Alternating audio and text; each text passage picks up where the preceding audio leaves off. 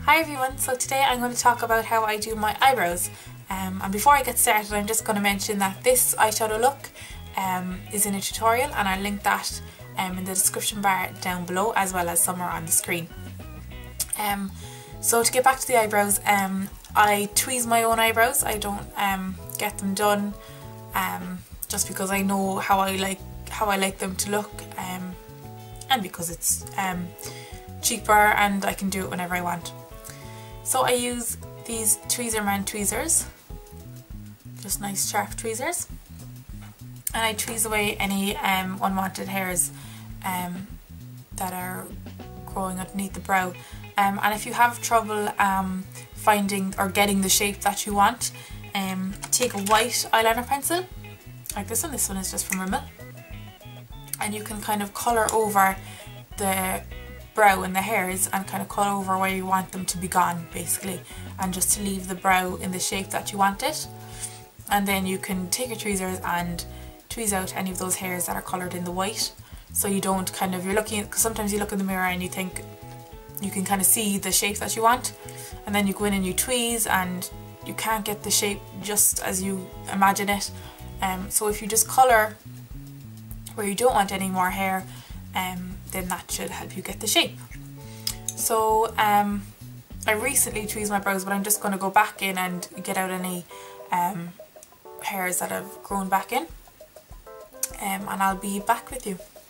So I've just taken out any unwanted hairs. You might be able to see some redness around the brow.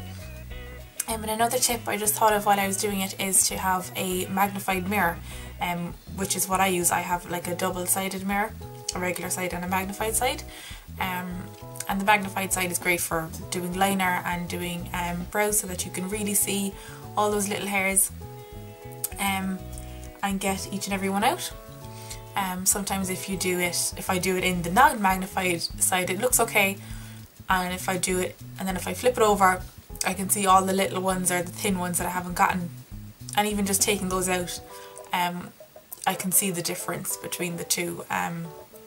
The one with the brow that I've done in the magnifying mirror seems cleaner and more defined. So that's just another tip I thought of. So for brows, you generally have two options, using a brow pencil or a brow powder, or an eyeshadow is the same thing what I use. And also MAC have recently released brow gels, so that's kind of a new formulation people are trying for their brows. But I use either a powder or a pencil. And the two pencils I tend to use are from Rimmel. This is the dark brown one. Just looks like that. This is the one I use on a day-to-day basis, really. It's nice and quick. And then I have a darker one. This is a Max Factor one in Ebony, I believe. The writing has rubbed off it. And that's a darker one for if I'm going for a night out and you can get away with more heavier or darker makeup. So those are the two pencils that I tend to use. I also love the Anastasia Brow Wiz. I use them in my kit. And if I was using it for myself, I would probably use medium ash on a day-to-day basis. Then I have some brow powders that I use, and I tend to use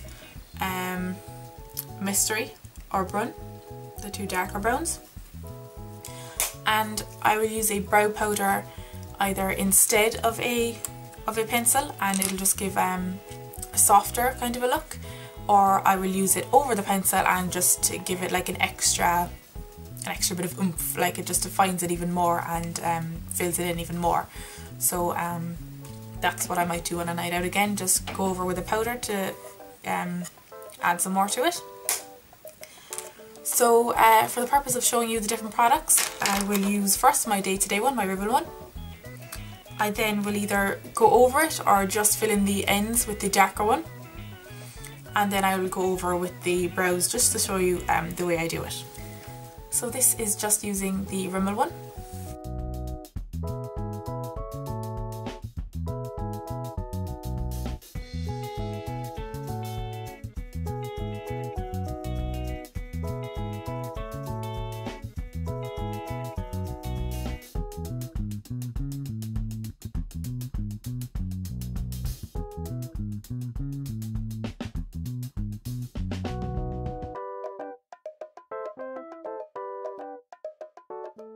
little brush on the end is useful if you go a little bit too heavy and you want to just brush out the product a little bit.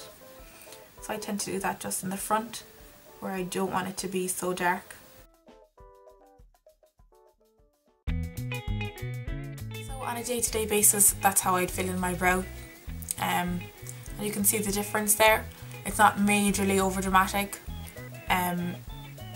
but it looks better than this one. This one looks quite sparse then in comparison. Oh, and before you do, normally, well, what I did before I started the video, but brushing through your brows just so that all the hairs are facing the same way will help when you're filling them in, and to see any sparse areas that need filling in. So I'm going to even out the brows now. So those are the two filled in, and now I'm going to take my darker pencil and just sort of fill in the outer portions a little bit darker.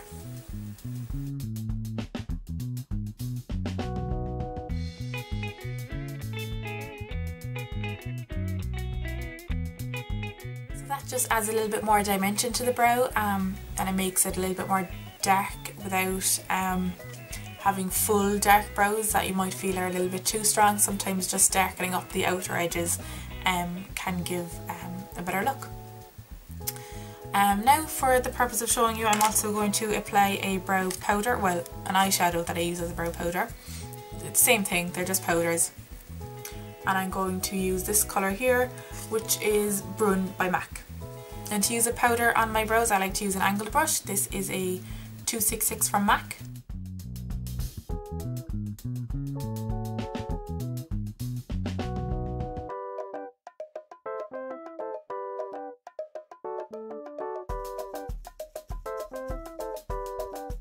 So that's made this brow a little bit more dramatic again, and the powder also helps to set the pencil in place, because the pencil is a creamy texture. It can have a tendency to rub off or move around a little bit, and then placing that powder over on the top of it just helps it set and be more dry, so it doesn't move around or rub off as easily. So I'm just going to even these out. So those are my brows filled in fully. If you'd like to take your brows to an even more dramatic level, a lot of people like to sculpt around their brows with a lighter concealer. So taking a concealer brush like this, that's flat or sharp, and then taking a concealer that's lighter than your skin tone and just running it along the edges of the brow at the top and the bottom. Well, some people just do underneath and some people do both sides. And essentially it just creates a contrast between the light and the dark. And it makes your brows stand out a little bit more, and also running the sharp edge of the brush along your brow will make the edge of the brow seem more sharp and just cleaner. So that's another step that you can do if you want your brows to stand out even more. I'm not going to, I'm just going to leave them as they are. I just remembered that I forgot to film a step, which is brow gel. Now I use a clear mascara, just as good as any brow gel that I've used. This one is just from the Natural Collections, just a cheap plain clear mascara, and I keep one just for my brows, so if any brown powder or product or anything gets mixed up in it, it doesn't matter because it's just for your brows anyway. So I literally just comb it through, making sure there's not too much product on the wand, because you don't want big bits of gel in your brows. And that will basically be like hairspray for your brows and just keep them in place. So if you tend to have longer brow hairs that are unruly or anything like that, this will just keep them in place.